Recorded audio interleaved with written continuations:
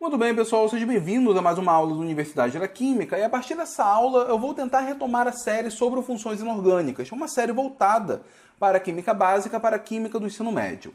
Eu já falei toda a parte de óxidos, que é importante para você entender essa aula, então vou deixar o link aqui no card e no final do vídeo. Comecei a falar sobre ácidos, mas parei a série já tem algum tempo, agora eu vou retomar.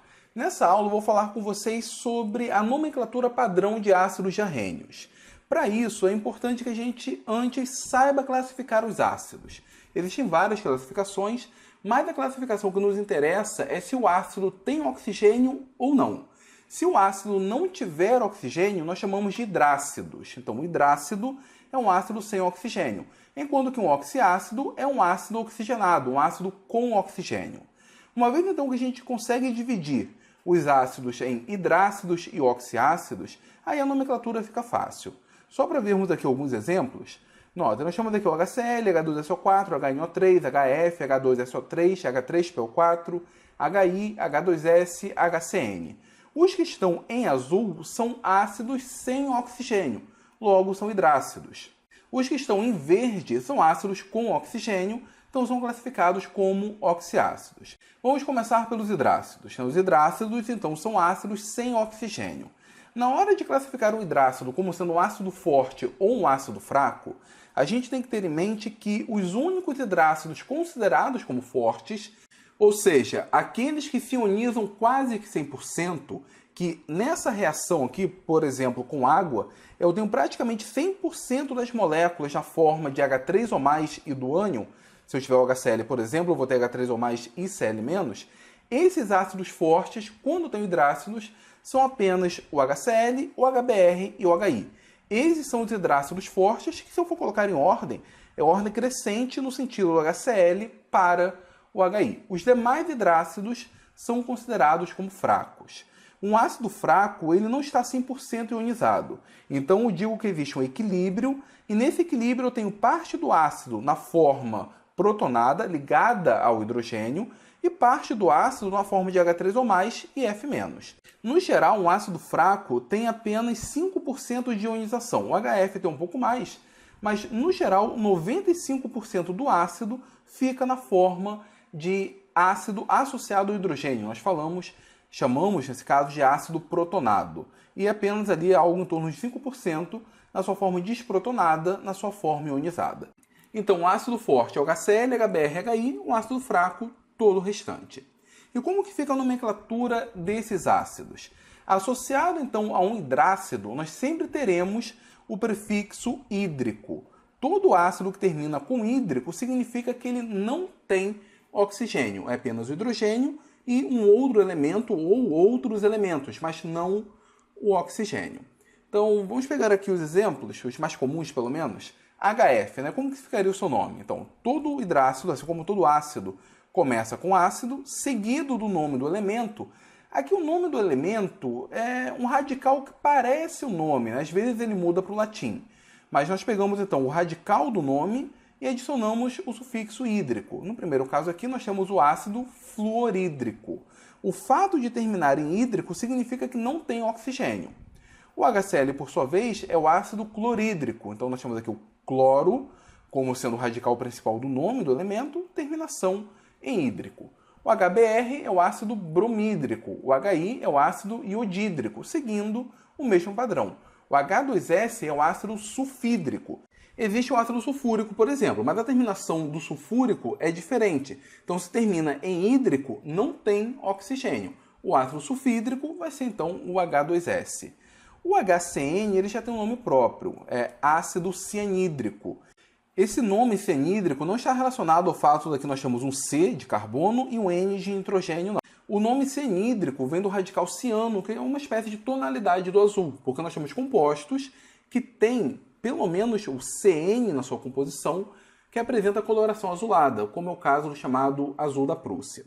Mas o que tem que ficar claro aqui é que quando nós temos um ácido e esse ácido termina com hídrico, significa que nós não temos oxigênio em sua estrutura. Agora, quando eu falo dos oxiácidos, eu estou falando de um ácido com oxigênio. E para indicar que tem oxigênio, a terminação tem que ser diferente. Mas antes de nós olharmos a nomenclatura, Vamos classificar os oxiácidos como sendo fortes ou fracos. A melhor forma de nós fazermos isso é pegar a quantidade de átomos de oxigênio, subtrair da quantidade de átomos de hidrogênio e olhar esse resultado. Se o resultado for maior ou igual a 2, eu tenho um ácido forte, ou seja, ele vai se ionizar quase que completamente.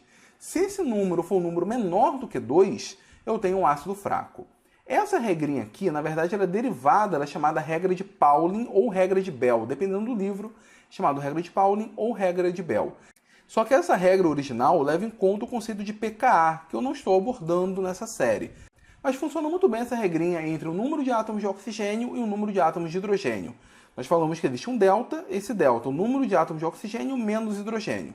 Se o número for maior ou igual a 2, eu tenho um ácido forte. Se for menor do que 2, eu tenho um ácido fraco. Vamos pegar aqui alguns exemplos. Aqui nós temos 4 menos 2 vai dar 2, logo um ácido forte. Aqui nós temos 3 menos 2 vai dar 1, então é um ácido fraco. Aqui nós temos 3 menos 1 vai dar 2, é um ácido forte. Aqui nós temos 2 menos 1 vai dar 1, é um ácido fraco. Aqui nós temos 4 menos 1 vai dar 3. 3 menos 1 vai dar 2. Esses dois aqui são ácidos fortes. Aqui nós temos 2 menos 1, que dá 1. Aqui 1 menos 1 dá 0. Esses dois aqui são ácidos fracos. Então isso daqui é um macete, na prática um macete, que nos ajuda a saber se o ácido é forte ou fraco. Não explica porque é forte ou fraco, mas ajuda a saber se ele é forte ou fraco. Agora, quanto à nomenclatura. A forma mais fácil que eu acho de determinar a nomenclatura de um oxiácido é sabendo a nomenclatura dos óxidos ácidos. Eu vou deixar aqui em cima no card a aula onde eu explico isso. Entendendo bem a nomenclatura dos óxidos ácidos, principalmente a nomenclatura que leva em conta o nome anidrido, é muito fácil nós sabermos a nomenclatura do ácido. Por que isso? Porque um oxiácido, um ácido oxigenado, ele pode ser formado pela reação de um óxido ácido com água. O óxido ácido tem um nome que começa com anidrido. O ácido formado vai ser o mesmo nome, simplesmente tirando o nome anidrido e colocando o nome ácido. Vamos olhar aqui alguns exemplos. Eu tenho aqui o SO3 reagindo com água, formando o H2SO4. O SO3 é um anidrido sulfúrico, que ao reagir com água forma um ácido que nós damos o nome de ácido sulfúrico. Percebo que o nome é o mesmo, eu simplesmente troquei anidrido por ácido. Agora, o SO2 é o anidrido sulfuroso, que ao reagir com água forma o ácido sulfuroso. Repare que aqui nós temos uma diferença de NOx. O NOx aqui do enxofre é mais 6, aqui é mais 4. O ácido formado tem NOx mais 6 e aqui tem NOx mais 4. Percebam, o que tem maior NOx termina com ico, o que tem menor NOx termina com oso. São essas as duas terminações quando nós temos um oxiácido. Ele pode terminar em ico, no caso de maior NOx, e ele pode terminar em oso, no caso de menor NOx. Então, oso, menor NOx. Eu poderia, por exemplo, olhar esses dois ácidos e saber, o NOx máximo do enxofre é mais 6. Então, o ácido formado com enxofre mais 6 é o ácido sulfúrico. Enquanto que o ácido formado com enxofre com NOx mais 4 vai ser o ácido sulfuroso. A mesma coisa vale para os óxidos de nitrogênio. Aqui nós temos um óxido de nitrogênio com NOx mais 5 e aqui outro com NOx mais 3. Esse de cima é o anidrido nítrico, o de baixo é o anidrido nitroso. Ao reagir com água, vai formar o ácido nítrico, aquele que tem o maior NOx, que o nitrogênio também tem o NOx mais 5, e o que tem o menor NOx vai formar o ácido nitroso. Às vezes, o aluno tem a dúvida de como saber qual é o maior NOx ou qual é o menor NOx quando é dado, por exemplo, um ácido qualquer. Aqui nós temos os dois ácidos para comparar, mas, por exemplo, como que eu sei que o ácido nítrico é o que tem o maior NOx de maneira absoluta? É bem simples. Se eu tenho elementos do grupo 15, os NOx comuns para esses elementos são mais 1, mais 3 e mais 5. Por que o máximo é mais 5? Porque eles têm 5 elétrons na camada de valência. É o máximo que eles podem perder. Nós não temos ácidos com NOx mais 1. Então nós temos mais 5 como sendo o máximo. O logo atrás seria o mais 3. Temos NOx intermediários, mas esses são os mais comuns. Para o grupo 16, a mesma coisa que vale para o enxofre, os NOx seriam mais 2, mais 4 e mais 6. Tem NOx negativo, mas nós estamos falando de compostos onde esse elemento está ligado ao oxigênio. Então o NOx sempre vai ser positivo. O mais 2 não nos interessa, nós não temos ácidos com NOx mais 2. O máximo é mais 6. Por que mais 6? Porque são 6 elétrons na camada de valência. Então esse daqui é o maior NOx e o logo abaixo seria o mais 4. Percebam, um grupo ímpar normalmente costuma ter NOx ímpar. Um grupo par normalmente costuma ter NOx par. O grupo 17 é mais rico. Nós temos aqui mais 1, mais 3, mais 5 e mais 7. E nós temos ácidos com esses 4 NOx possíveis. Nós vamos ver aqui, principalmente na forma de ácidos de cloro.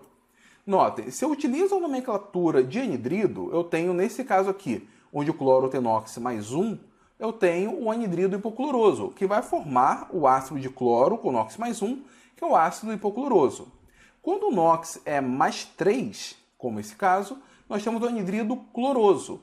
Ao formar um ácido, forma o ácido cloroso. Mais uma vez, eu explico para vocês o porquê desse hipocloroso, cloroso. Aqui nós vamos mudar o sufixo, vai virar clórico, aqui vai virar o perclórico. O motivo dessa terminação oso, ico e a adição dos prefixos per e hipo, eu explico na aula de nomenclatura dos óxidos ácidos. Mas vamos voltar aqui. O anidrido clórico, ao reagir com água, forma um ácido de NOx mais 5, que é o ácido clórico. Aquele anidrido de NOx mais 7 é o anidrido perclórico. Ao formar um ácido, forma um ácido com NOx mais 7, que é o ácido perclórico. Notem que aqui nós temos a variação típica do grupo 17, mais 1, mais 3, mais 5 e mais 7. Poderia ser o mesmo caso para o bromo, para o iodo, por exemplo. Aqueles que apresentam maior NOx, que são esses dois aqui, terminam em ico. E os que apresentam menor NOx terminam em oso. Sendo que o menor dos menores ganha o prefixo hipo, enquanto que o maior dos maiores ganha o prefixo per. Então nós seguimos esse padrão. Mas eu ainda falo que, sabendo o nome do anidrido, você consegue saber o nome do ácido com muito mais facilidade, com algumas vantagens. Primeiro, você sabe o nome do óxido. Depois, você sabe montar a reação. E, por fim, você acaba sabendo o nome do ácido. Vamos pegar aqui, por exemplo, o CrO3. O CrO3, ao reagir com água, forma esse ácido de cromo. Aqui nós temos o NOx mais 6. Qual é o nome desse ácido aqui? Bom, como o CrO3 é um anidrido crômico, ao reagir com água, ele vai formar o ácido crômico. A mesma coisa vale, por exemplo, quando nós temos óxidos de manganês, óxidos ácidos de manganês. Aqui nós temos o manganês mais 6, que vai formar um ácido de manganês mais 6. E aqui nós temos o manganês mais 7, que vai formar um ácido de manganês mais 7. Esse primeiro aqui, com NOx mais 6, é chamado de anidrido mangânico, enquanto que o mais 7 é chamado de anidrido permangânico. Isso porque o per sempre vai estar associado ao NOx mais 7. Na verdade, sempre o NOx mais 7 vai ter o prefixo per. Nós podemos ter o prefixo per, porém o NOx não ser mais 7. Mas se o NOx é mais 7, teremos sempre o prefixo per. Ao reagir com água, vamos formar um ácido. O ácido aqui vai ser o ácido mangânico, no caso do Mn2O3, e no caso do Mn2O7, vamos formar o ácido permangânico. O ácido mangânico, ele não existe com muita facilidade. Ele acaba se decompondo e formando outras espécies. Mas, em termos de nomenclatura, é assim que funciona. Bom, pessoal, era isso que eu queria falar com vocês. Nós não acabamos sobre os ácidos. Na próxima aula, eu vou falar sobre alguns outros detalhes. Eu espero que vocês tenham gostado da aula. Se foi útil, deixe aqui nos comentários, dê o seu like, compartilhe em suas redes sociais e, principalmente, se for novo por aqui, se inscreva na Universidade da Química.